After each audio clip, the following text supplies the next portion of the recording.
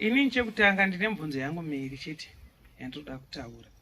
Ndeyekuti izvo constitution yedu isusu yekunzi izvo imimi yekuparliament ndimuchavhotera president.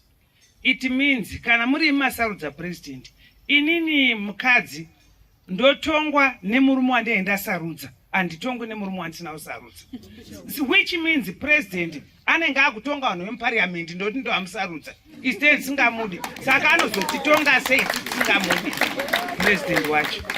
Ndo wekutanga. Yechi2 ndeya 2030. Pane pandirodawo kunzwisisa honorable kuti izvo imimi president akanzi 5 years term 1 akapuwa 2 terms, which means it's 10 years.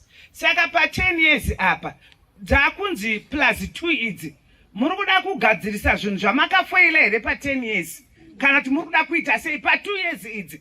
Kana mwana akanzi aenda grade 1 kusvika form 3 asingagoni kunyora zita rake, haangazokwanisi kurinyora paexam yeform 4 kana makatofoila pa 10 years.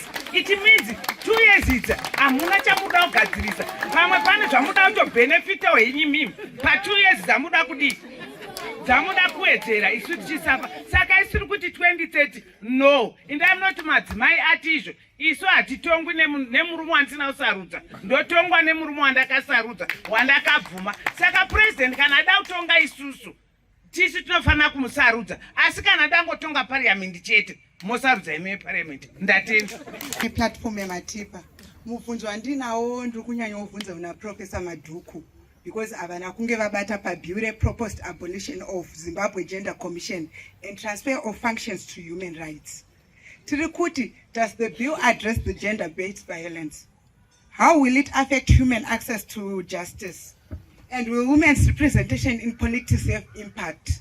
And Chokpesa Toti, what about property and inherited rights, especially in rural areas?